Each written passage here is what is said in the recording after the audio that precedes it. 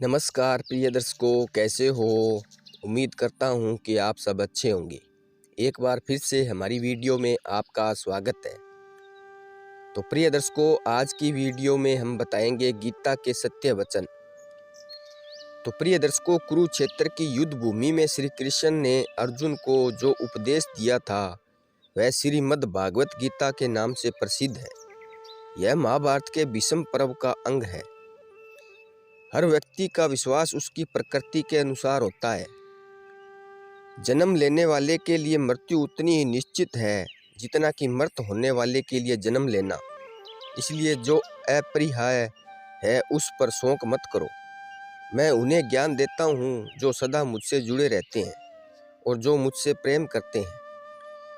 प्रबुद्ध व्यक्ति सिवाय ईश्वर के किसी और पर निर्भर नहीं करता।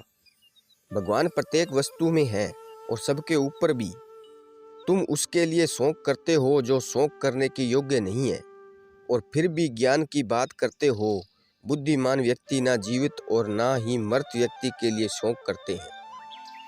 कभी ऐसा समय नहीं था जब मैं, तुम या ये राजा महाराजा अस्तित्व में नहीं थे। ना ही भविष्य में कभी ऐसा होगा कि हमारा अस्तित्व समाप्त हो जाए। हे अर्जुन, हम दोनों ने कई जन्म लिए हैं। मुझे याद है लेकिन तुम्हें नहीं। जो व्यक्ति आध्यात्मिक जागरूकता के शिखर तक पहुंच चुके हैं उनका मार्ग निस्वार्थ कर्म है। जो भगवान के साथ संयोजित हो चुके हैं उनका मार्ग स्थिरता और शांति है। जब वे अपने कार्य में आनंद खोज लेते हैं तब वे पूर्णता प्राप्त करते हैं। मेरे लिए ना कोई गणित है न प्रिय, किंतु जो व्यक्ति भक्ति के साथ मेरी पूजा करते हैं वो मेरे साथ हैं और मैं भी उनके साथ हूँ। जो कोई भी जिस किसी भी देवता की पूजा विश्वास के साथ करने की इच्छा रखता है, मैं उसका विश्वास उसी देवता में दृढ़ कर देता हूँ। स्वर्ग प्राप्त करने और वहाँ कई वर्षों तक वास करने के पश्चात एक असफल योगी का पुनः एक पवित्र और समृद्ध कुटुंब में जन्म होता है। मैं सभी प्राणियों के हृदय में विद्वान हूँ। ऐसा कुछ भी नहीं है, चेतन या अचेतन, जो मेरे बिना अस्तित्व में रह सकता है। वह जो मृत्यु के समय मुझे स्मरण करते हुए अपना शरीर त्यागता है वह मेरे धाम को प्राप्त होता है, इसमें कोई संशय नहीं है। वह जो इस ज्ञान में विश्वास नहीं रखते, मुझे प्राप्त किए बिना जन्म और मृत्यु के चक्कर का अनुगमन करते हैं।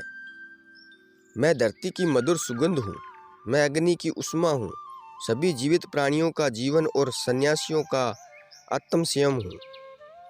बुद्धिमान व्यक्ति कामुक सुख में आनंद नहीं लेता। हे अर्जुन, केवल भाग्यशाली योद्धा ही ऐसा युद्ध लड़ने का अवसर पाते हैं जो स्वर्ग के द्वार के समान है। मैं सभी प्राणियों को समान रूप से देखता हूँ, ना कोई मुझे कम प्रिय है ना अधिक।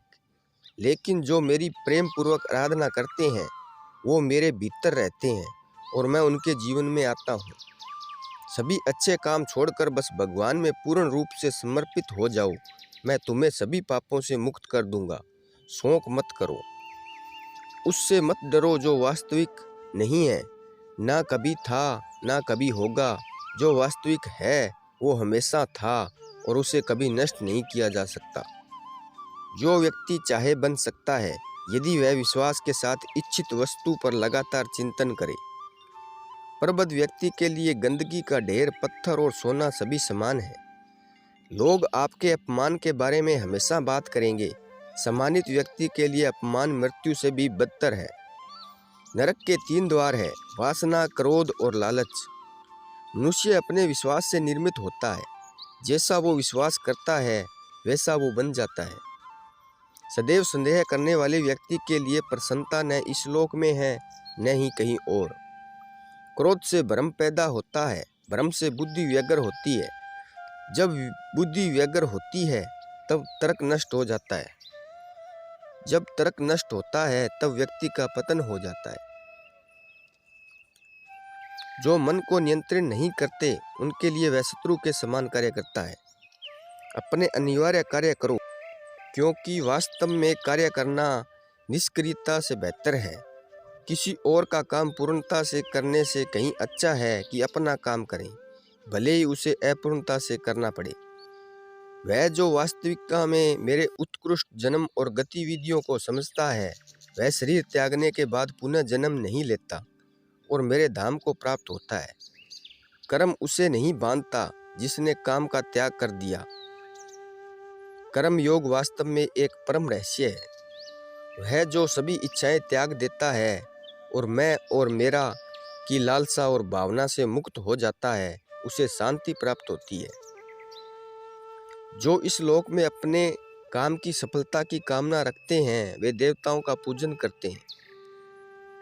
मैं उष्मा देता हूँ, मैं वर्षा करता हूँ और रोकता भी हूँ।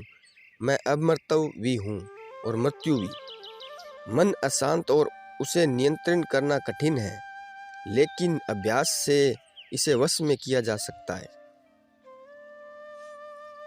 तो प्रिय दर्शकों, आज की वीडियो कैसी लगी? उम्मीद करता हूँ कि आपको अच्छी लगी होंगी। तो मिलते हैं अगली वीडियो में, तब तक अपना ख्याल रखना। जय श्री कृष्णा। धन्यवाद।